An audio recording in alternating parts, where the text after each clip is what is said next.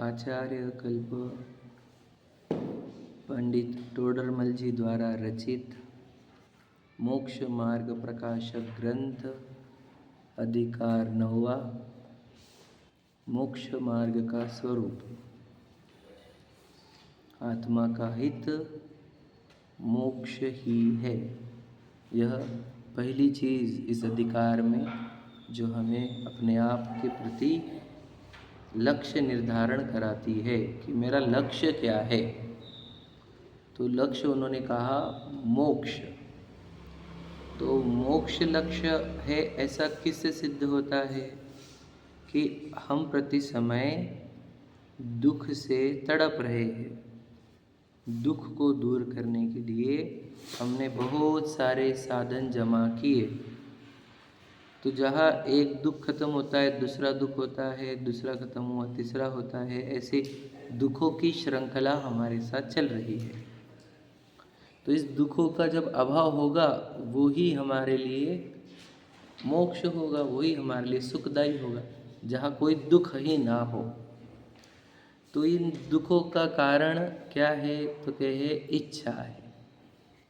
दुख हो तभी होता है जब आकुलता होती है, आकुलता तब होता है जब इच्छा होती है ना। तो जब इच्छा होगी तब तक दुख रहेगा, और दुख रहेगा तो मुझे उसके उपाय करना पड़ते हैं, बराबर है, अलग अलग। तो इसको नाश करने का उपाय ये है, दुखों को नाश करने का, कि हम इच्छा से रहित होंगे। वही इच्छा से रहित पना ही मोक्ष है, और कुछ भी मोक्ष नहीं है। इच्छा का अभाव होना। तो हमारे को सपने सिद्धशिला के नहीं पढ़ने चाहिए। कौन से पढ़ने चाहिए? इच्छा के अभाव के। मोक्ष मतलब क्या, वही तो बता रहे हम कि वो दिन कब आएगा जब मेरी पूरी इच्छाएं नाश होगी। ये समझ रहे? What is my dream, what is my objective is to, है ना, ओवरकम ऑल द डिज़ायर्स, है ना। डिज़ायर्स ही यानी इच्छा ही तो तड़पाती है।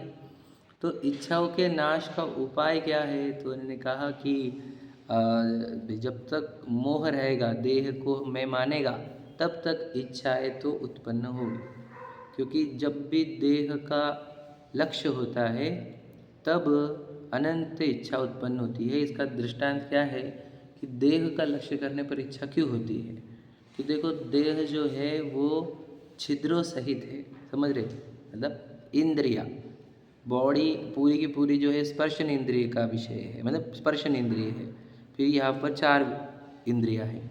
तो जब भी हमारा उपयोग आत्मा से सटकता है तो वो इंद्रिय के माध्यम से ही प्रयोग होता है उसका, बराबर है। और इंद्रिया में से इच्छा उत्पन्न होती है ना। ये कभी भी ये बोलता है कि दिखाओ, ये बोलता है सुनाओ, स्मेल, टेस्ट, टच, समझ रहे? तो इंद्रिया तो इच्छाओं की जननी है। तो जब हमारा उपयोग अपने चैतन्य वस्तु से सटक कर इंद्रियों में जाएगा तो समझ लेना वह इच्छाओं से तड़पेगा। और हम आप ध्यान नहीं दे रहे बेटा, बहुत इंपॉर्टेंट मुद्दे गए, आपने सुना नहीं कुछ भी। चेहरे पे भी दिख रहा है तुम्हारा कंसंट्रेशन नहीं है बिल्कुल भी, समझ रहे? ध्यान से सुनो क्या कह रहे हैं। इच्छाओं का द्वार कौन होता है? इंद्रिया, समझ रहे? वहाँ से ही बहुत सारी इच्छाएं उत्पन्न होती है, फैक्ट्री है वो, समझ रहे? तो इसलिए इंद्रियों का विजय करना होगा, अर्थात अपना ज्ञान अपने आत्मा में जब लगाएंगे तब इंद्रियों द्वारों का प्रयोग नहीं होगा, तो इच्छा नहीं होगी, तो दुख नहीं होगा, समझ रहे? तो हमारे अपने ज्ञान को अपने आत्मा में लगाना होगा, है ना। इतना ही है वो कार्य, ठीक है। तो अपने इंद्रियों को विजय करना होगा, ये कह रहे हैं हम, या कषायों का नाश करना होगा, ये कह रहे हैं। तो कोई प्रश्न उठा रहा है वही क्या कि ये तो आपने कहा है कि जो जो देखी वीतराग्नि सो सो होसी वीरा। तो जब होना होगा तब होगा, है कि नहीं? या जब हमारा पीछा ये कर्म छोड़ेंगे, है ना, तब होगा। क्योंकि कर्म के उदय है, वो नचा रहे हैं, इसलिए हमारा मोक्ष मार्ग नहीं हो रहा, ठीक है। या फिर तुम बोलते हो पुरुषार्थ, पुरुषार्थ जब काल लब्धि यानी तभी होना है, जब कर्मों का क्षय होना है तभी होना है, तो आप पुरुषार्थ का उपदेश क्यों देते हो? प्रश्न समझ में आया? और फिर उपदेश दे रहे हो आप, तो उपदेश तो बहुत लोग सुनते हैं, है ना? तो कितने ही लोग उसमें से नहीं कर पाते हैं कुछ भी, तो फिर उपदेश देना क्या फ़ायदे का रहता है, समझ रहे हो? और फिर पुरुषार्थ भी कोई कर पा रहा है, कोई नहीं कर पा रहा है, इससे भी ये सिद्ध होता है कि पुरुषार्थ से नहीं हो रहा, ऐसा उसका प्रश्न है। या फिर पुरुषार्थ करने पर भी नहीं होता है, ऐसा भी निकलता है उसका कंक्लूजन। समझ रहे क्या मतलब? पुरुषार्थ को वो अस्वीकार कर रहा है, उसकी इम्पोर्टेंस नहीं समझ में आ रही है, इसीलिए हेडिंग क्या है अभी बोलो? पुरुषार्थ से ही मोक्ष की प्राप्ति। समझ रहे? पुरुषार्थ से ही का अर्थ हो गया और किसी से नहीं। समझ गए? मोक्ष की प्राप्ति होगी तो पुरुषार्थ से ही होगी, पुरुषार्थ बिना मोक्ष की प्राप्ति होगी नहीं। तो फिर कोई बोले कि नहीं हम पुरुषार्थ कर रहे हैं लेकिन हमारी काल लब्धि ही नहीं आई है, समझे क्या कह रहा हूँ मैं? तो ये सही बोल रहा है क्या नहीं हो रहा बोल रहा, प्रश्न समझे क्या? कोई बोल रहा है हम पुरुषार्थ तो कर रहे लेकिन कर्म बड़े तेज है, कर्म का उदय कठिन है, इसलिए हमारा काम नहीं हो रहा। समझ रहे? ये मुद्दे आते हैं ना बहुत बार। तो फिर इसको ही हमारे को अच्छे से सॉल्व करना है कि काल लब्धि अड़ रही है कि कर्म का उदय, यानी उसको बोलते हैं निमित्त, है ना? निमित्त होता है ना पासंभाय में, तो निमित्त अड़ रहा है कि काल लब्धि अड़ रही है कि होनहार अड़ रहा है, क्या अड़ रहा है? समझ रहे? तो उसका उत्तर हमें खोजना है इन लाइन के बीच में से, है ना? पहले निकाल लेते, कुछ लाइनों के ऊपर अपन अच्छे से निर्णय लेते हैं। देखो प्रश्न तो हमने पढ़ लिया है, समाधान हम प्रारंभ करेंगे। समाधान ये है कि एक कार्य होने में अनेक कारण मिलते हैं। समझ में आया? ये बहुत इम्पोर्टेंट बात है, समझे कि नहीं? तो एक विवाह जैसे कार्य में कितने कारण लगते हैं बताओ? घोड़ी लगेगी, बैंड बाजे वाले लगेंगे, तंबू वाला लगेगा, समझ रहे? वो कैटरिंग वाले लगेंगे, है ना? नहीं ये सब लगते हैं ना, आप समझे नहीं? कारण तो बहुत सारे लगते हैं ना, नहीं लगते क्या? आप समझे क्या कह रहा हूँ मैं? एक कार्य में कारण बहुत सारे, आप समझे क्या? सही है ना? दूल्हा दुल्हन भी तो लगेंगे, जो वो बात नहीं बोल रहा। है ना? दूल्हा भी लगेगा, दुल्हन भी लगेंगी, फिर उनके माँ बाप हो गए, मामा हो गए, आदि आदि, आप लगाते जाओ, है ना? कि घोड़ी लगेगी, बैंड बाजे, केटरिंग, और बहुत सारे एजेंसीज रहती है ना, तो पता ही होगा आजकल तो सब एजेंसी पे हो गया, है ना? तो एक कार्य होने में, एक विवाह के कार्य में कितने कारण होते हैं, ये प्रश्न है। कितने होते? बहुत सारे होते, आप समझेंगे नहीं? तो एक अब से बताओ, वहाँ पर उस दिन बारिश भी नहीं होनी चाहिए थी, है ना? वो सब कारण मिलते हैं ना, एग्जाम्पल। फिर वहाँ पर कोई उस दिन ट्रैफिक जैम नहीं हुआ, ऐसे बहुत सारे कारण हैं जो हमको पकड़ में भी नहीं आते, बहुत सारे कारण होते हैं और होते ही है। मैं आपको बताऊँ, उन्होंने कहा है अनेक, मैं बोलता हूँ अनंत, मेरा बोलना ये है। वो तो हमको पकड़ में भी नहीं आते बाकी जो कारण थे, समझे क्या? किसी को आने का था लेकिन ट्रैफिक जाम लग रहा था, लेकिन उसके पहले 1 मिनट पहले ही निकला वहाँ से वो, तो ये वो ट्रैफिक जाम लगने के पहले निकलना उसका, वो भी तो कारण ही है हमारे लिए, आप समझे क्या नहीं? तो ये समझ लेना कि बहुत कारण होते हैं जो समझ में भी नहीं आते, इतने इतने कारण होते हैं एक कार्य होने में। मैं तो इस विवाह का दे रहा हूँ आपको, ऐसे कोई भी कार्य लो आप, ठीक है? तो एक कार्य होने में अनेक कारण, वो देखो वर्ड क्या है, बोलो वर्ड क्या है? मिलते हैं, ये बात समझना। बोलना क्या है? देखो लिखा हुआ ही कितना गजब का है, मतलब सिर्फ हल्लू से पढ़ने की ज़रूरत है, स्पीड कम करके अगर आप पढ़ेंगे तो अक्षरों में ही सब कुछ है। लिखा है मिलते हैं, क्या बोलो? लाने पड़ते हैं, ऐसा नहीं है, आप समझे क्या? ये बात, इसमें अंतर है ना। एक कार्य होने में अनेक कारण मिलते हैं, मिलते तो शब्दों में कितना दम है कि मिलते का अर्थ क्या होता है बोलो?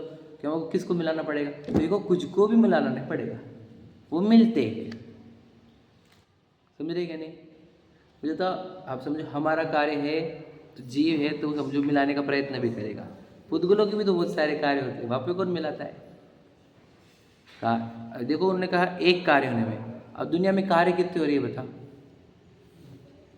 हर एक क्षण में अनंत कार्य हो रहे हैं एक द्रव्य में, और अनंत द्रव्य में कितने कार्य होते होंगे ये विचार करो।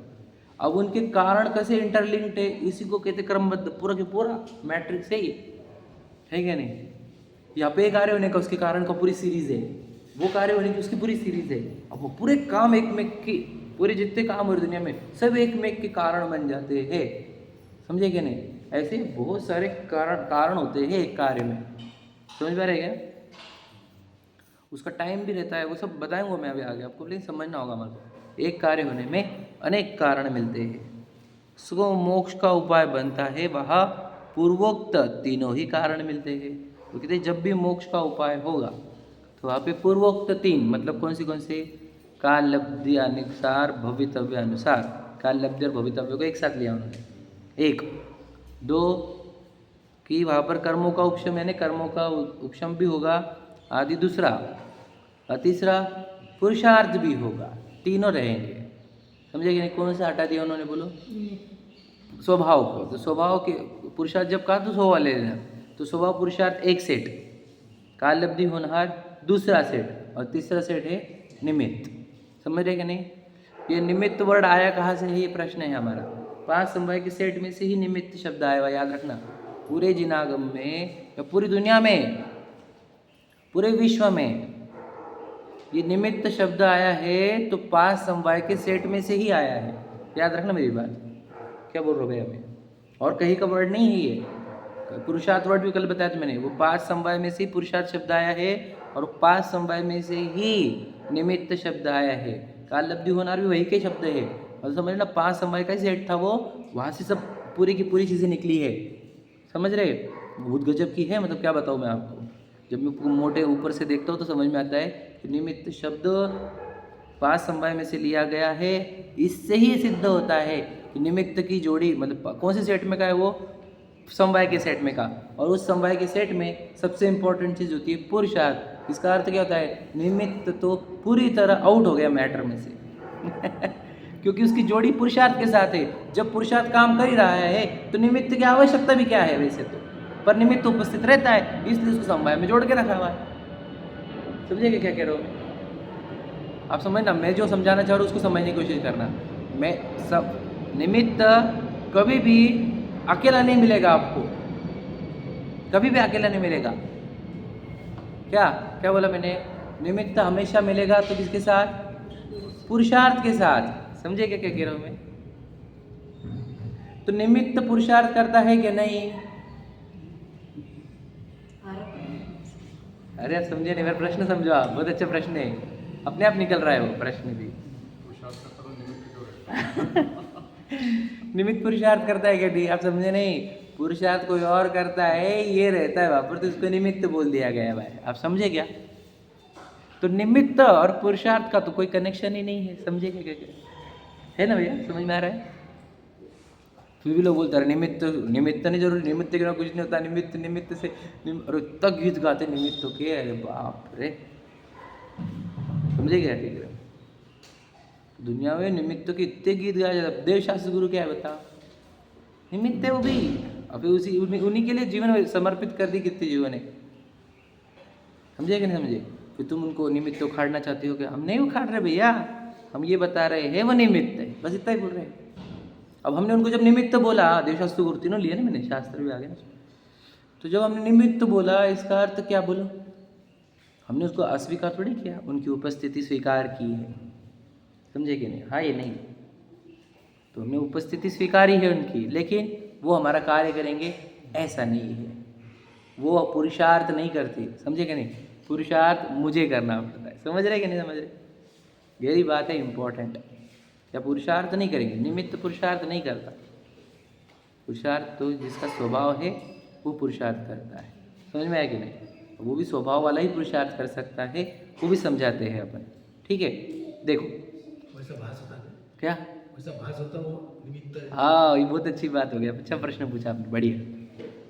पूरी दुनिया, बहुत अच्छा प्रश्न आ गया आपकी तरफ से। देखो पूरी दुनिया को ये ही बैठा हुआ है अंदर कि निमित्त ही तो कार्य करता है, भास नहीं होता, वो मानते हैं इसको, मतलब मान्यता है। और तुम जिनमानी सिखाओ सिखाओ, हजारों बार सिखाओ, तब भी ये स्वीकारने को रेडी नहीं है कि निमित्त तो कुछ नहीं करता। मुझे बताओ, मटका किसने बनाया? किसने बनाया? बोली दो। अब आचार्य कुंद कुंद का प्रश्न है और हमको इसका जवाब खोजना है। ये मटका बनाया किसने? किसने बनाया मटका? पुलिसमैन ने? फार्मर ने? हाँ, मटका बनाने वाला कुम्हार। कुम्हार बनाते कि नहीं? समझे कि नहीं? ये सीखा था स्कूल में भी, मटका बनाने वाला कुम्हार। समझे कि नहीं? वो लौकिक एजुकेशन बराबर उनकी जगह पे, मैं उसका वो नहीं बोलता हूँ, क्योंकि व्यवहार से ही आगे बढ़ते हैं ना अपन। क्योंकि फिर वो उसको नाम क्या देंगे हम, जो वहाँ पे खड़ा है उसको भी तो कुछ नाम देना पड़ेगा। समझे कि नहीं? अगर हम सिखाएंगे कि कोई किसी कुछ नहीं बना, तो फिर ये बोलना भी नहीं जाएगा बराबर प्रॉपर। समझे क्या क्या कह रहे हमें? तो दुनिया में क्या फिक्स है, क्या फेमस है भैया? सुन, हम आंसर नहीं आया, गलत आंसर आया तुम्हारे से। कौन बनाता है मटका? बोलो। मिट्टी स्वयं मटके रूप परिणमती है भैया। कुमार निमित्त है। निमित्त का अर्थ क्या? सिर्फ उपस्थित है वहां पर। पुरुषार्थ कर रहा कि नहीं? अच्छा, वो कुमार पुरुषार्थ कर रहा कि नहीं कर रहा है बताओ? निमित्त तो क्या बोला मैंने? पुरुषार्थ नहीं करता। तो कुमार पुरुषार्थ कर रहा है कि नहीं है, ये बताओ उत्तर। बताइए जल्दी से, गहराई में उतारना चाहता हूँ मैं आपको। हाँ, तो क्या कर रहा है पुरुषार्थ के नाम पर वो? बोलो। आपको पता है क्या उसको वर्ड दिया है आचार्य कुंद कुंद ने, या अमृतचंद्र जी दिया होगा? वो अपने योग और उपयोग का पुरुषार्थ कर रहा है। क्या कहा? समझ लेना। योग मतलब क्या? उसके आत्म प्रदर्शन कंपित करना और अपने उपयोग को उधर लगाना, ये उसका पुरुषार्थ है। किसका? कुमार का। मट्टी का मटका बनाने का वो पुरुषार्थ उसका नहीं, वो पुरुषार्थ पूरा की पूरा मिट्टी का। समझ में आया क्या बोल रहा हूँ मैं? समझ में आया ध्यान से? तो वो कुमार को पुरुषार्थ कौन सा बोला रहा? हाँ, तो ध्यान नहीं, बिल्कुल ध्यान से सुनो जरा। कौन सा बोलने? दिव्यम बोलो, कौन से पुरुषार्थ बोले कुमार के? ध्यान नहीं तो तुम आया भी जस्ट। योग और उपयोग। योग का अर्थ क्या कहा? आत्म प्रदेशों का कंपन। उसने भाव किया ना, मुझे ये करना है करके, तो उससे आत्म प्रदेश जो हिले है वो एक योग, और उसके जो भाव थे वो थे उपयोग। और फिर राग बोलो उसका, ठीक है बेटा? दूर से है ना, जैसे उधर से आप। योग और उपयोग, ये ही उसके पुरुषार्थ, किसके? कुमार के। और मटका बनाने का पुरुषार्थ पूरा की पूरा मिट्टी का, क्योंकि मटका बनाने में कौन से गुण की आवश्यकता है? स्पर्शन गुण की। उसको ये सॉफ्ट से हार्ड बनना है ना, तो कुमार कैसे कराएगा उसको हार्ड? उस मिट्टी को ही हार्ड बनना पड़ेगा। फिर वो हम बोल रहे हैं उसको कितनी देर लगती है? कुम्हार करता ना, बोले कुम्हार ने तो भट्टी में डाला, उसी ने तो उसको हार्ड बनाया। तो मुझे बताओ कितनी देर में हार्ड बनाया? बोले 2 दिन लगते। तुम्हें बोला कुम्हार बनाता ना हार्ड, तो कुम्हार को बोल के 1 घंटे में हार्ड करके दे। समझे कि क्या कह रहा हूँ मैं? क्यों नहीं करता? बोले वो मिट्टी को इतना टाइम लगता है, तो वही बोल रहे ना, मिट्टी टाइम लगाती है उसका। समझे क्या? स्वभाव, लॉजिक समझे क्या बोल रहा हूँ मैं? मैंने क्या दिया लॉजिक आपको? कि जब वो कुमार ही उसको भट्टी में रख के सुखाता है, कड़क करता है, हम बोल रहे जल्दी करते उसको 1 घंटे में, ठीक है? नहीं, मेरे सब दृष्टांत हुए हैं, मेरे को नहीं पता 2 दिन लगते कि 4 दिन लगते, मैं सिर्फ एक एग्जाम्पल दे रहा हूँ। तो क्या चाह रहा हूँ मैं कि किस कार्य कौन करता है? उपादान जिसको हम कह रहे हैं पुरुषार्थ, किसका? जिसका कार्य चल रहा है वो पुरुषार्थ करते रहता है, और वहाँ पर एक निमित्त भी रहता है। तो निमित्त का पुरुषार्थ से कोई लेना देना नहीं। मैंने आपको समवाय के सेट में से बताया मैंने, निमित्त वो जो पुरुषार्थ नहीं करता, जो पुरुषार्थ कर रहा है वो तो उपादान ही हो गया ना। समझे कि नहीं समझे? और दृष्टांत देने पड़े। कुमार का हो गया, और कोई और भी, किसी और ने आके हमारे को गाली दी और मुझे क्रोध आया, तो क्रोध क्यों आया, इस प्रश्न का उत्तर दीजिए। उसने गाली दी से आया कि नहीं क्रोध? कोई गाली देने वाला ही नहीं था, तो फिर क्रोध आता क्या? तो अभी लाओ क्रोध। लाओ ना क्रोध। अब बोलते ना बिना इसके भी आएगा है ना, तो बताओ ला के। समझेगा क्या कह रहा हूँ मैं? आप समझे कि नहीं समझे? वापस समझना मेरी बात। मतलब किसी और व्यक्ति ने जब गाली दी आपको तो आपको क्रोध आया, बराबर है? जाते समझ में, केस समझ में आई पहले, केस समझो। अब दूसरा पॉइंट कि जब वो अब हम आपको बोल रहे हैं कि वो व्यक्ति ने क्रोध दिलाया क्या आपको, तो आप बोल रहे नहीं, तो फिर हम बोल रहे हैं कि अभी क्रोध करके बताओ फिर वैसा वाला। समझेंगे क्या कह रहा हूँ मैं? तो अभी क्यों नहीं कर पा रहे? क्योंकि वो व्यक्ति स्थित नहीं है वहाँ पर कोई गाली देने वाला। फिर गाली देने वाला करता है क्या? ये भी नहीं है। आप समझे क्या? ये कैसा ट्रिक है अलग ही, इसी को तो कहते हैं फंबा है। ये कार्य होगा तो निमित्त होगा वहां पर कोई ना कोई, ये तो कंपलसरी काम है, लेकिन निमित्त तो कुछ करेगा नहीं समझे क्या नहीं? निमित्त की अनुपस्थिति भी नहीं एक्सेप्ट है हमारे को, और निमित्त का कर्तृत्व भी एक्सेप्ट नहीं है। समझे क्या कहा मैंने? दो चीजें बोली। लिखो बेटा, लिखने वाले गहराई से लिखो। निमित्त की अनुपस्थिति भी हमारे को अस्वीकार्य है, और निमित्त का कर्तृत्व भी हमारे को अस्वीकार है।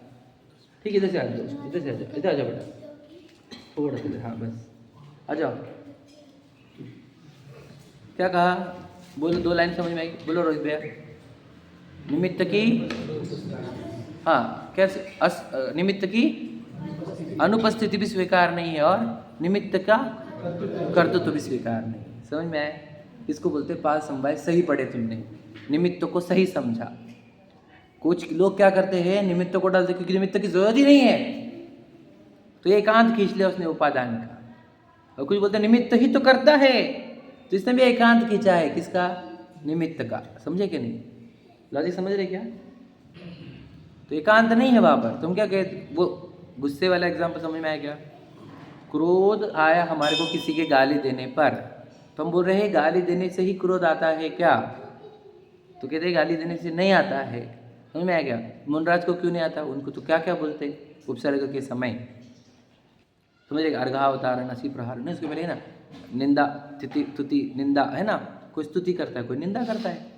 तुमको क्रोध क्यों नहीं आया? तो अगर वो निमित्त से क्रोध आता है तो मुनराज को भी क्रोध आना चाहिए। फिर तो समझ, सामने उपसर्ग वाला खड़ा हो गया, उसने गालियाँ दी, तो वो उधर उनके परिणाम बिगड़ रहे, तो कोई मोक्ष नहीं जाएगा फिर तो।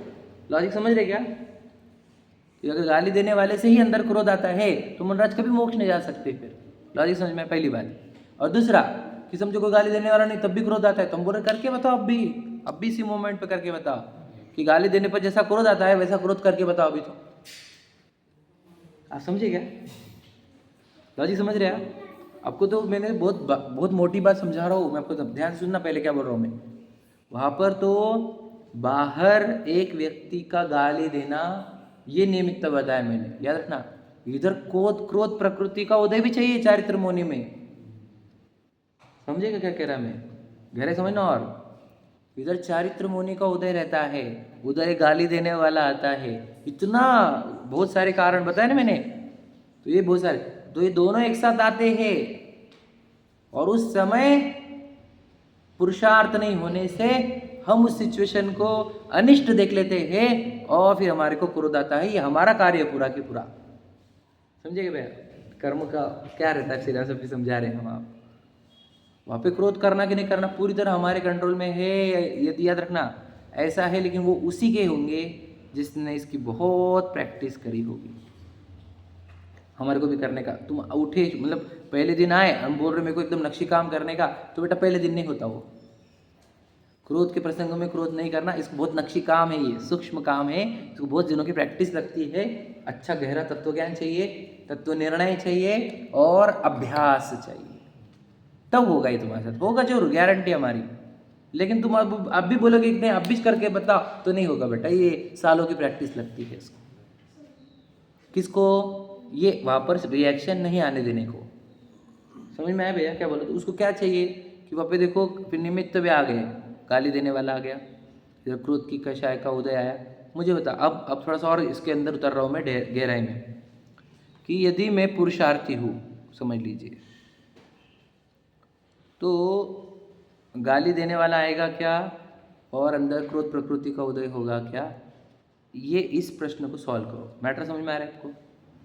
देखो थोड़ा सा टेक्निकल है लेकिन बहुत इंपॉर्टेंट है। मैं पुरुषार्थी हूँ, मेरे अंदर क्रोध उत्पन्न नहीं होगा, इसे मैंने बहुत सारे से प्रैक्टिस करी है, और मैं प्रैक्टिस में परफेक्ट हो रहा हूँ। ठीक है, ऑलमोस्ट। तो बताओ कि कोई गाली देने वाला आएगा, मुनराज की केस ले लो आप, तो अंदर क्रोध प्रकृति का उदय होगा क्या, और इनको क्रोध आएगा क्या? प्रश्न समझ में आया? समझ में आया प्रश्न? तो देखो ध्यान से सुनना, समझ में क्वेश्चन समझ में आया? पहले जो पुरुषार्थी रहते हैं वे विशुद्ध भाव में रहते हैं, भेद ज्ञान में रहते हैं, तो अंदर से क्रोध प्रकृति का उदय आता ही नहीं उनको। ध्यान से सुन लेना, बाहर गाली देने वाला वो आ सकता है, समझे क्या कहा? वो आ सकता है क्योंकि उसमें तो अघातिया काम कर लेते हैं, और घातिया में क्रोध प्रकृति का उदय नहीं आया क्योंकि हम पुरुषार्थवान हैं। लॉजिक समझा? मतलब उन्होंने दबाया नहीं, उदय आया, बिल्कुल मतलब सही। दबाया हाँ प्रकृति। हाँ, तो हमारे केस में जब हमारे को क्रोध आता है तो घातिया के कारण आता है कि अघातिया के कारण? बताओ, समझे कि नहीं समझे? लॉजिक समझना। अघातिया ने वो गाली देने वाला खड़ा किया है, और घातिया में क्रोध प्रकृति का उदय आया है। क्रोध प्रकृति का उदय क्यों आया? बोलो, उदय क्यों आया? क्योंकि हम, बोलो बोलो, भेद ज्ञान में नहीं थे, इष्ट अनिष्ट की बुद्धि का नाश नहीं किया था, प्रसंग में इन्वॉल्व हो गए, चेतना को भूले, इतना हमने अंदर गड़बड़ करी थी, तभी तो घातिया में क्रोध प्रकृति का उदय आया, और क्रोध हमारे को घातिया कर्मों के निमित्त से हुआ। समझे क्या लॉजिक? प्रक्रिया समझे क्या? बहुत गहरी प्रक्रिया है ये। क्या होता है समझाया मैंने आपको, संयोजन का तो क्रोध आ सकता है। बता रहा हूँ ना आपको, संजोलन जितना ही आया ना फिर, हाँ, उतना और वो भी जरूर नहीं आएगा ही, वो तो विद्यमान है, जरूरी थोड़ी उदय आए ही। समझे क्या नहीं? मतलब प्रकृति को उदय रहता ही नहीं है ना। किनको? संजोग प्रकृति का उदय चल रहा है उनको, तभी तो देखो आत्म ध्यान से भंग कैसे होते हैं ये बताओ। वही तो कैसा है वो भंग होना आत्म ध्यान से, वही तो कैसा है। इसका अर्थ नहीं कि क्रोध, मतलब ऐसा क्रोध नहीं है वो कि कुछ तो भी अंदर हो जाए। आत्म ध्यान से भंग होए ना, यही क्रोध है, ऐसा क्रोध है वो। समझे क्या? बहुत मतलब एकदम दिखता है, समझता ही नहीं तो क्रोध ही कही, आत्म ध्यान से बाहर आ जाना, हाँ वही क्रोध है उनका। आप समझे क्या? वो ऐसा क्रोध नहीं हुआ हमारे जैसा, कुछ तो भी अंदर हुआ, ऐसा कुछ भी नहीं है वो। वो विशुद्धि की लेवल बहुत है ना, क्षण क्षण क्या करता है, हमने आनंद के फवारे फुट रहे ना, तो उस आनंद के फवारे में आत्मा से बाहर आ जाना, यही क्रोध है। गहराई समझ रहे ना आप? ऐसा नहीं भाई क्रोध का अर्थ क्या कि कुछ तो भी अंदर डेंजर की देख लूंगा इसको, वैसा नहीं है। वो तो एक को आया था तो नरक में गए थे, पता है ना आपको, द्वीपायन मुनि, समझ रहे? जो कहानी हमारे को मिलती है। बेटा अच्छे से बैठो, जगह दो, जगह है ना सबको? हाँ देखो, तो क्या तीन केस खड़े कर रहे हैं यहाँ पर, ठीक है। अज्ञानी के केस में क्या हुआ कि अघातिया ने प्रसंग खड़ा किया, कोई गाली देने वाले सामने आया, ओके। फिर अंदर क्रोध प्रकृति कर्म का जो क्रोध है, याद रखना क्रोध नाम भी कहाँ से आया हुआ है? कर्मों के नाम से आया हुआ है क्रोध, ठीक है। चारित्र मुनि में एक कर्म की प्रकृति का नाम क्रोध है, उसका जब उदय आता है, ठीक है, उस समय मैं पुरुषार्थहीन होने से मुझे क्रोध आया है। समझे क्या कहा मैंने? ये अज्ञानी की केस हो गई, समझ रहे? और अब जो समझ लो ज्ञानी जी है, जो मुनराज है, तो उनके केस में बाहर अघातिया ने प्रसंग खड़े करे, लेकिन ये विशुद्धि के भावों में विशुद्धि रख रहे थे, तो क्रोध प्रकृति का उदय ही नहीं आया। समझे कि नहीं? इसलिए उनको क्रोध नहीं आया कहा जाता है, समझ रहे? अब मुझे बताओ कि यहाँ पर पुरुषार्थ का खेल कहाँ है? समझ में? वो मुनिराज पुरुषार्थ कर रहे थे, समझे कि नहीं? इसलिए क्रोध प्रकृति का उदय आया ही नहीं। अगर क्रोध प्रकृति ही उदय देती है, वही क्रोध कराती है, तो मुनिराज को भी कराना चाहिए था। समझ में आई? ये बात समझ में आई? पुरुषार्थ जब है तो वो निमित्त जो है, कर्म का निमित्त, वो काम कर पा रहा है क्या? नहीं कर पा रहा है। समझे कि भैया? बहुत गहरी बात है, मैं आपको क्या बताऊँ, प्रसंगवश निकल जा रही अपने आप ही, समझ रहे? तो जो पुरुषार्थ को वो निमित्त कुछ कर पाया क्या? नहीं। और यदि पुरुषार्थहीन था तो फिर क्या बोला गया? कर्मों ने क्रोध कराया। समझे? लॉजिक समझे क्या कहा? पुरुषार्थहीनता को ही ये कहा जाता है कि कर्म इसको सता रहे हैं। समझे क्या? आरोप आ जाता है उसके ऊपर। गड़बड़ का है पुरुषार्थ में। लॉजिक समझ रहे क्या? पहले आपको एकदम क्लैरिटी चाहिए मेरे को, मेरे को ये चाहिए नहीं कि आप थ्योरेटिकल अभ्यास करें इन चीज़ों का। प्रकृति का उदय आया अपने को, बोले तो। बोलो। और उसको दबाया, तो ये पुरुषार्थ हुआ क्या? दबाना भी पुरुषार्थ ही है, बात समझ लेना। पर हमारे को तो नाश का ही सोच रहे हैं हम, पर दबाना भी तो पुरुषार्थ है। अपने जैसों को। बिल्कुल बिल्कुल बिल्कुल। सब देखो, अब आप समझे नहीं, आप आप समझा। दबाने का अर्थ क्या लग रहा है इनको, कि हमने हैंड से एक्शन नहीं करे, मुंह से नहीं बोला, अंदर क्रोध उत्पन्न हो गया, क्रोध उत्पन्न हो गया, वो उसको दबाना नहीं बोलते। आप समझे क्या? दबाना मतलब क्या लग रहा है इनको, समझ में आया आपका? बराबर बोल रहा ना मैं? दबाना मतलब क्या लग रहा है, आपने कुछ बोला नहीं है ना, और कुछ एक्शन नहीं लिए। अरे अंदर आत्मा में क्रोध हो गया, वो उसको क्रोध बोलते हैं हम। वो तुम बोले क्या हो और एक्शन ली के नहीं ली, वो तो हमारे को कोई लेना देना ही नहीं उससे। वो बहुत गलत कार्य है वैसे भी, समझे क्या? भाव में आ गए। भाव में नहीं आना चाहिए क्रोध, उसका हम ट्राई कर रहे हैं, अंदर क्रोध उत्पन्न ही ना हो। आघातीय जो उत्पन्न करेंगे वो कर्माधीन है। हाँ बिल्कुल सही बात। नहीं, आघाते भी कर्माधीन है और क्रोध प्रकृतियाँ भी, मतलब बाहर कोई खड़ा करना, गाली देने वाला, ये आघातियों का कार्य है। अब अंदर क्रोध उत्पन्न होना कि नहीं होना, ये किसके अधीन है? पुरुषार्थ अधीन है। ये बात समझो आप। मैं आपको इतने दिन से ही बोल रहा हूँ, आघातीय जो क्रोध उत्पन्न कर रहे हैं, लेकिन वो कर्माधीन है उसके, मतलब ऐसे ही है ना। बाहर का प्रसंग तो उसी के अधीन है, कर्माधीन बोलो आप साथी। आपकी भाषा में अगर बोलना है तो बाहर का प्रसंग खड़ा करना कर्माधीन, लेकिन क्रोध करना कि नहीं करना पुरुषार्थाधीन। ये वर्ड आप अब अपडेट कर लो अपने आप सॉफ्टवेयर को, है ना? क्रोध करना नहीं करना पुरुषार्थाधीन। ओके, अब इसको भी क्रोध वाला हो गया। अब कि हमारे को विवाह करके पत्नी दी, किसने करी? अघातिया ने। समझ रहे? अब समझ लीजिए, तो वो मेरी मुझे पत्नी लग रही है, कब काम हो रहा है ये बताओ? अघातिया ने तो लाकर खड़ी कर दी ना, वो तो 20-25-50 साल खड़ा कर देगा साथ में, है कि नहीं? अब क्या बताओ? मोहनीय खेलेगा। मोहनी क्या दे देगा? तेरी पत्नी है। समझे? है कि नहीं? तो पुरुषार्थहीन उसको अपनी पत्नी मानते आजीवन। समझे? पुरुषार्थी समझते जीव है, कर्म ने संयोग ला कर दिया है, वो कोई स्त्री नहीं, वो जीव है। समझे? मैं जीव हूं, मैं पुरुष नहीं, वो स्त्री नहीं, तो उसको मोह नहीं होता। ये पुरुषार्थी कर सकते हैं। समझे कि नहीं? जो पुरुषार्थहीन है वो तो यही मानते हैं, मेरी पत्नी, मेरे बच्चे, मैं इसका ध्यान नहीं रखूंगा, मैं ध्यान नहीं रखूंगा। ध्यान को रखता हूँ मैं, तो खुद को पुरुषार्थी मानता है। ध्यान रखने वाला पुरुषार्थी नहीं है। समझेगा क्या काम है? तुम दिन में पुरुषार्थ कर रहे कि नहीं कर रहे? बहुत पुरुषार्थ कर रहे, अब तो रोज मंदिर में स्वाध्याय हो भाई, वो पुरुषार्थ नहीं, मोह की बातों में आ रहा है क्या तू? ये बच्चा होता, ये मेरा बच्चा है कि नहीं? बच्चा किसने दिया? आघातिया ने। आप समझ रहे बात को? कि ये क्यों, मुझको दूसरा चाहिए था एकदम बढ़िया। ये भी बढ़िया है वैसे। नाराज हो जाएंगे नहीं तो। समझ रहे? तो हम बोल रहे हैं कि ये क्यों, तो आघातिया डिसाइड करेंगे वो हाँ या नहीं। पर वो मेरा बच्चा है क्या नहीं, ये कौन डिसाइड करेगा? पुरुषार्थ मेरा। मोहनी तो ही बोलेगा, देख तेरा बच्चा नहीं है, किसका बच्चा है? मोहनी यही बोल रहा है। और जो पुरुषार्थी रहेंगे वो जीव है, कहाँ से लटक के आया है बेचारा, यहाँ पर कर्मों के उदय से मनुष्य बनकर आया है। समझे कि नहीं? उसको मोक्ष मार्ग में लगाना होगा, समझ रहे? तो ये अपना कर्तव्य है। तो पुरुषार्थी ऐसे होते हैं, जो जीव देखेंगे उसको, है क्या नहीं? बेटा देख रहे हो, बेटी देख रहे हो, समझ लो पुरुषार्थहीन है हम। समझे कि नहीं समझे? तो कौन दिखने चाहिए घर वाले लोग आपको? साधर्मी का अर्थ क्या?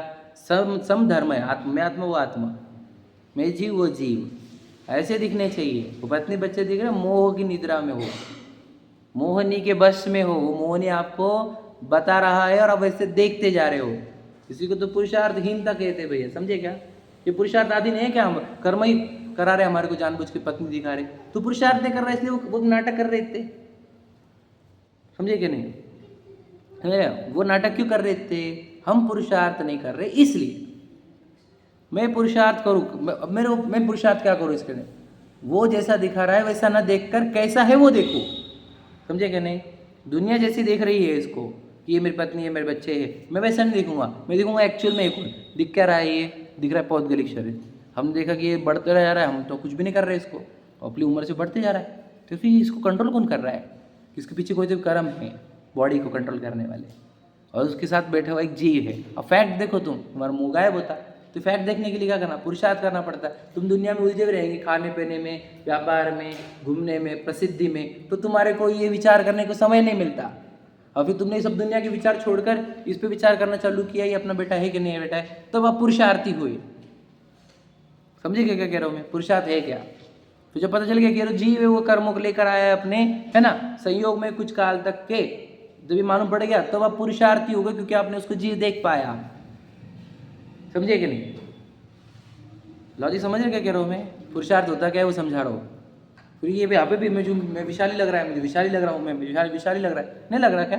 और पूरे इतने साल बीत गए, समझ लो कितने 36 37 है ना, तो विशाली मानता हूँ मैं। तो फिर क्या हो रहा है बता, कर्म बता रहे कि तू पुरुष है, सब लोग दुनिया बोल रही कि तू विशाल है, मैं तो विशाली मानता हूँ। तो क्या पुरुषार्थ किया तुमने। देखो ये कर्म की व्यवस्था, हम तो चाहते ही नहीं ऐसी बॉडी, कोई वो बना के देता, इधर बाल बढ़ रहे, इधर नाखून बढ़ रहे, हम थोड़ी काम धंधे करते बैठे, निकालते बैठे सब। अब वो हमारे हाथ में है नहीं, है क्या नहीं, सांसें लगती, खाना लगता, सब लगता है इस बॉडी को। समझ गए हम, ये बॉडी अपन नहीं है, ये कर्म प्रचलित है, समझे कि नहीं, स्वयं चलित नहीं, मतलब कर्म संचलित है, ये मेरे संचलित नहीं है। ये समझ में आना, ये पुरुषार्थ हुआ। और ये समझ में ही नहीं आ रहा तो पुरुषार्थहीनता ही हुई। तो क्या हो गया, जो कर्म दिखा रहे हो जी रहे तो पुरुषार्थी बोलेंगे इसको। पुरुषार्थ समझ पा रहे क्या आप, क्या होता है, मोह की बातों में आने का नहीं। अब जब मोह की बातों में नहीं आएंगे तो फिर याद रखना, फिर क्रोध भी उदय नहीं आएगा आपको, क्रोध फल नहीं दे पाएगा आपको। अब समझ लीजिए, मुझे मेरे बच्चे को प्रति बहुत प्यार उत्पन्न करने के लिए पहले मोहनी को खेलना पड़ेगा कि देख तेरा बेटा है, फिर अब मैं मेरा पूरा जीवन उसके ऊपर दाव पे लगा सकता हूँ। आप समझेगा, ये हो नहीं रहा, यही हो रहा है सभी के साथ। मोहनी बताता ये तेरा बेटा है, वो बेटे के लिए याद रखना पूरी जिंदगी, पूरा मनुष्य भाव उस बेटे के अच्छाई के लिए लगाता है या नहीं। हो रहा कि नहीं है, ये सिचुएशन है कि नहीं आज की तो कितने पीढ़ियों से यही चलते आया हुआ है, अनंत काल से। मोहनी खेल लेता है, वो बोल देता है तेरा बेटा है। फिर पुरुषार्थी कौन, जिसको ये बेटा नहीं दिखता, जिसको उससे विरक्ति होती जाते हुए बढ़ती जाती विरक्ति उससे, और फिर वो जो दीक्षा ले लेता उसकी चिंता किए बिना, इसको हम कहेंगे पुरुषार्थी। लॉजिक समझिए क्या कहा है। दीक्षा लेने को पुरुषार्थ क्यों कहा, क्योंकि तुमको लगा ही नहीं, ओ भैया खाए के लिए आए हुए अपन पुरुषार्थी, समझे कि नहीं। दीक्षा लेने को पुरुषार्थी किस एंगल से काम नहीं, वस्त्र छोड़े इसके लिए नहीं, उसको कोई अपने लगे ही नहीं, क्योंकि वो रियलिटी में आ गया। समझे कि नहीं समझे, क्या लॉजिक समझ रहे क्या काम ने। पुरुषार्थ क्या था, वो वस्त्र छोड़ना पुरुषार्थ नहीं था, कोई अपने लगे नहीं और उससे पूरे कनेक्शन तोड़ पाया वो, ये पुरुषार्थ है वो। क्या समझे क्या काम है। माँ बाप भी माँ बाप नहीं लग रहे क्या माँ बाप नहीं। शरीर की जननी है, शरीर की जननी मुझे मुक्ति को रमना है, हे शरीर की रमणी मुझे मुक्ति को रमना है, शरीर की जननी मुझे मुक्ति के महल में रहना है, मुझे बार बार जन्म नहीं लेना, शरीर की जननी शरीर की रमणी ऐसी बोलता है, समझे कि नहीं। तो इसका अर्थ क्या हो रहा है, समझ रहे क्या बोल रहा हूँ मैं। दीक्षा लेना मतलब होता क्या एग्जैक्टली, लौकिक सभी संबंध मोह जनित होने से उन मोह का अभाव करने के लिए हमने इन संबंधों का अभाव किया, समझे कि नहीं। कोई नहीं मेरा भैया, मैं कोई है ही नहीं मेरा, आप अकेला होता है मेरे अकेले होए, यूँ के वही जीव को साथी सगाना कोई लेने के बार होना, राजा रानी छत्रपति नहीं लेना पड़ता है जरा इनको। चालू करो मैंने पाठांतर इनके कंपटीशन चालू करो, मेरी भावना बार भावना है ना, बेसिक तो भी इनकी चालू करा दो, क्योंकि ये बहुत इंपॉर्टेंट है बार भावना तुलना में। क्या बोल रहा हूँ, तो क्या कह रहा हूँ मैं, यूँ को इस जीव को साथी सगा ना कोई है, क्या साथी सगा बोलते जाते हम समझते नहीं। साथी फिर उनकी तो साथी की कितनी जरूरत पड़ रही है हमारे को बता, हम साथ साथ हैं सब झूठे और फेक आईडी सब। क्यों बोल रहा हूँ मैं, बोलो पुरुषार्थ समझाने के लिए। पुरुषार्थ होता क्या है, तो निमित्त क्या होता है ये समझे। निमित्त हम कर सकते हैं तू बता रहा हूँ ना, पुरुषार्थ अधीन है, समझे। मैं आपको वो बातें बोलता हूँ जो मैं एक्चुअल में करने का प्रयत्न करता हूँ, मैं जो करता ही नहीं हूँ मैं आपको कैसे बताऊँ। हम पुरुषार्थ कर सकते हैं, जागने का पुरुष, इसी को बोलते जागने का पुरुषार्थ। बोलो क्या लिखा? सद्गुरु देह जगाए, मोह निंद तब उपशम है। तब क्या? तब मेरे को मैं विशाल नहीं लगता, ये मेरा बेटा नहीं लगता, मेरी पत्नी नहीं लगती, कुछ दिखता नहीं मेरे को। ये हो गया जागना। और सब मेरे लग रहे हैं, समझ लेना, सोए हुए मस्त चालू हुई मोह की निद्रा। समझ रहे क्या कह रहा हूँ मैं? तो वो जो सोए वाला है वो पुरुषार्थी है कि जागा हुआ पुरुषार्थी है दुनिया में, लौकिक भाषा में? जो सोते रहते तो क्या बोलते हैं? सोए तो क्या पुरुषार्थ करो, है कि नहीं? तो हम कितना पुरुषार्थ कर रहे, जागे ना, मोह से जागना था बेटा, नींद से नहीं, मोह से। समझ रहे क्या? तो पुरुषार्थी वही जो मोह से जागे। जो मोह से नहीं जाग रहा वो पुरुषार्थी नहीं है। तुम ये मत बोलो हम कितनी पूजा करते, हम इतने अभिषेक करते, हमने इतना दान दिया, है ना, हमने घर दार छोड़े, ये पुरुषार्थ नहीं है। घर दार छोड़ना पुरुषार्थ नहीं था, बोलो। वो अपने नहीं लगने देना, ये पुरुषार्थ है। देह अपनी नहीं लगने देना, यह पुरुषार्थ है। समझे क्या? दृष्टांत से आते अपन से, जो दृष्टांत बोले वो। तो कुम्हार ने घड़ा बनाया क्या? नहीं बनाया। समझ में आया? बनाया किसने? मिट्टी ने। एक बात हुई। दूसरा, किसी और ने क्रोध कराया क्या? नहीं। क्रोध कब आया? सिचुएशन लाई किसने? अघातिया ने। वहाँ पर घातिया का उदय आया कि नहीं आया? पुरुषार्थहीन है तो उदय आया, पुरुषार्थ वाले है तो उदय नहीं आया। वह क्लियर हुआ क्या? मुझे थप्पड़ मारा, मुझे गाली दी, तो मोहनराज को गाली दी, ये दो है। तो मुझे क्रोध आ रहा है, इसका अर्थ क्या? मैं पुरुषार्थहीन हूँ। क्रोध का उदय तीव्र है ये तभी कहा जाता है जब पुरुषार्थहीन है। पुरुषार्थहीनता को ही हम क्रोध का तीव्र उदय बोलेंगे, कर्मों का तीव्र उदय बोलेंगे। समझे क्या? और क्रोध का, कर्मों का मंद उदय को बोलेंगे जब पुरुषार्थवान होंगे तब। समझ में आ रहा है? ओके हो गया? आगे बढ़े हम। प्रकृति चालित है, क्रोध नहीं जो प्रकृति आली वो चालू बता रहा हूँ। हाँ, अच्छा, इनको प्रश्न है कि उदय अभी भी चल रहा है ना उदय उसका? हम बोल रहे हैं हाँ उदय चल रहा है, क्योंकि हम पुरुषार्थ नहीं कर रहे। पुरुषार्थ करो, उदय खत्म। समझे क्या? देखो, तुमने सिर्फ मैं जीव हूँ ये स्वीकार लिया तो आपके क्रोध प्रकृति का उदय खत्म नहीं होता? होता है ना, अनंतानुबंधी का होता कि नहीं होता? हो गया कि नहीं? तुम अपनी स्थिरता बढ़ाने लग गए और प्रत्येक क्षण गायब हो जाता है। तुम्हारी स्थिरता बढ़े, प्रत्येक क्षण गायब हो जाता है। तुम्हारी स्थिरता बढ़ाओ, संचलन भी गायब होता है। कहाँ से नाश होता है फिर प्रकृति का? पुरुषार्थ से ही तो होता है। बराबर है ना भैया? तो पुरुषार्थ करना क्या हमारे को, बोलो? पुरुषार्थ मतलब क्या हम समझने रहते ना। तो कौन सी, मतलब मंदिर में पूजन, भक्ति, आरती, है ना, उपवास, पुरुषार्थ है कि नहीं? आप समझ रहे? हम पुरुषार्थ क्यों समझते कि नहीं? 10 लक्ष्य में क्या करना है हमारे को, बता? क्या शेड्यूल आपका कल से? शेड्यूल तो यही है हमारा। फिर उठना है, पूजा करना है, ये करना है, फिर करना है, फिर अभिषेक, फिर उसके बाद फिर प्रवचन को जाना है। यही शेड्यूल है ना हमारा। और शेड्यूल में कहीं यही नहीं कि मैं पुरुषार्थ करूँगा। इसलिए कल मैंने बताया था जानबूझ के स्पेशली, ये मी टाइम है, ये मैं और मेरा, बस। क्योंकि पता है क्या, हमारे को दुनिया में इतनी व्यस्तता है कि हमारे को मेरे बारे में विचार करने के लिए ही समय नहीं मिल रहा। बस मेरे लिए ही समय नहीं मिल रहा। प्रॉब्लम यही है हमारा।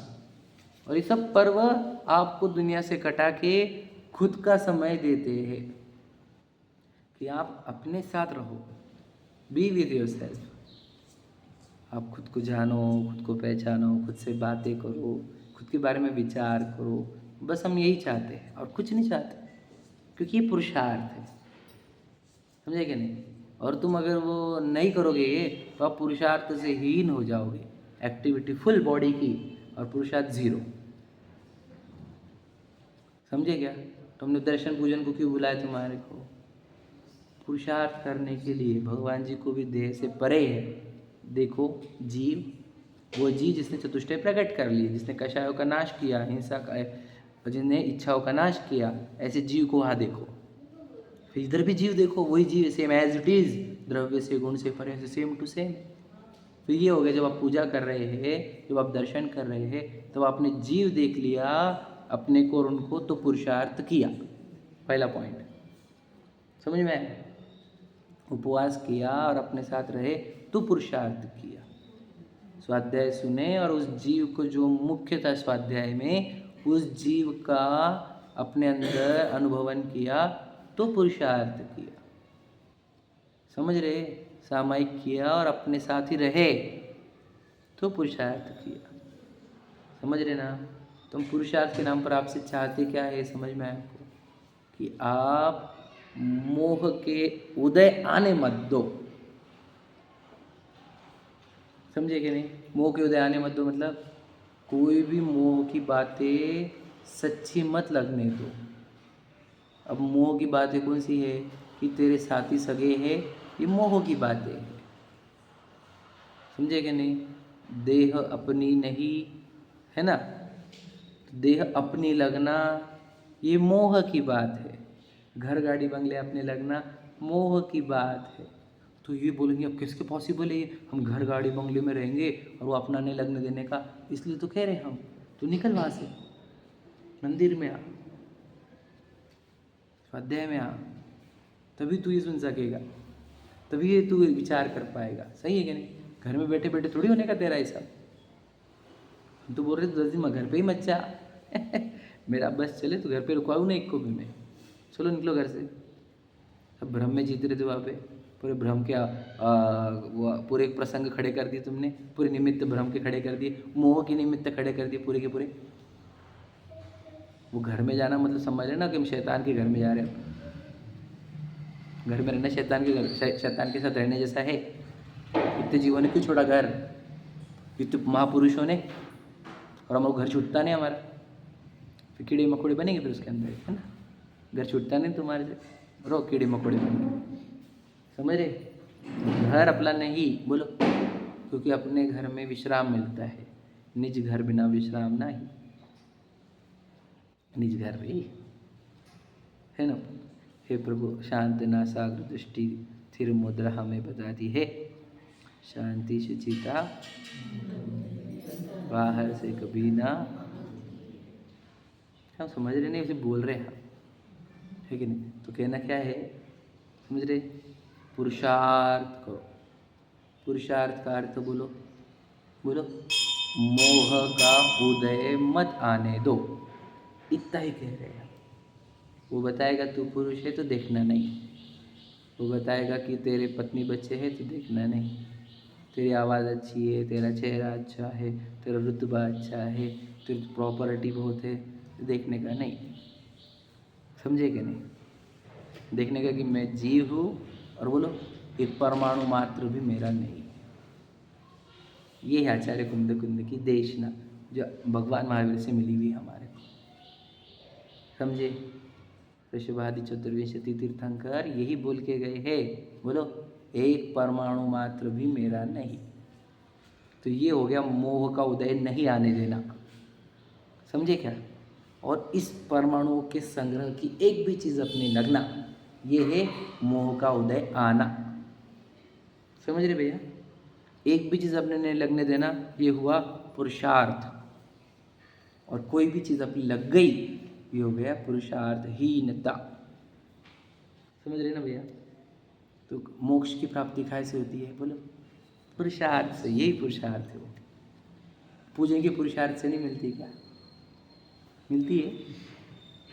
पूजन के पुरुषार्थ से नहीं मिलती, भक्ति के पुरुषार्थ से नहीं मिलती, उपवास के पुरुषार्थ से नहीं मिलती, बोलो दीक्षा लेने के पुरुषार्थ से नहीं मिलती, है ना? सही है कि नहीं?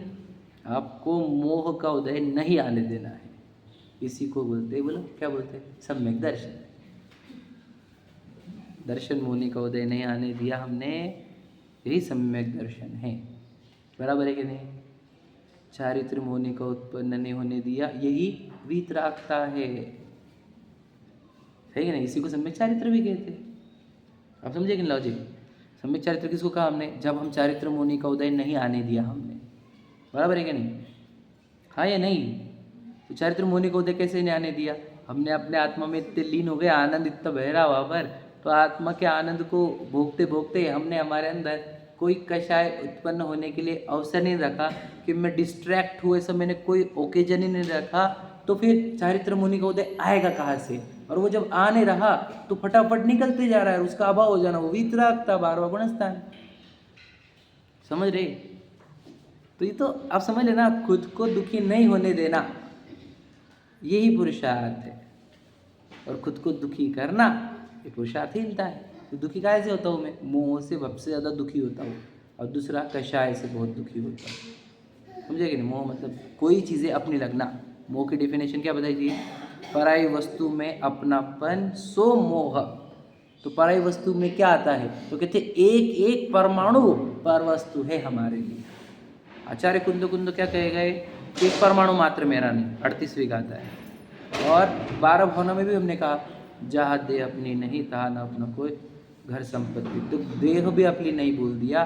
तो मुझे बताओ, जो एग्जैक्टली एक प्रदेश में रहती है वो देह जब अपनी नहीं है तो मुझे कौन सी चीज़ अपनी लग रही है? सोचो। तो ये जब रियलिटी ये है कि कोई चीज़ अपनी नहीं है और तब भी मुझे सब अपने लग रहे हैं, तो ये क्या खेल है? यही तो मोह का खेल है। और इस मोह को हमने कभी भी पनपने देना नहीं अपने अंदर। अनंत काल से हम इसी मोह के चक्कर में संसार में भटक रहे। और पुरुषार्थ हमारे को यही करना है कि गलती से भी मुझे ये ना लगे कि कोई चीज़ मेरी है, एक परमाणु भी मुझे मेरा नहीं लगे। ये पुरुषार्थ है। इसी पुरुषार्थ से मोक्ष की प्राप्ति होती है।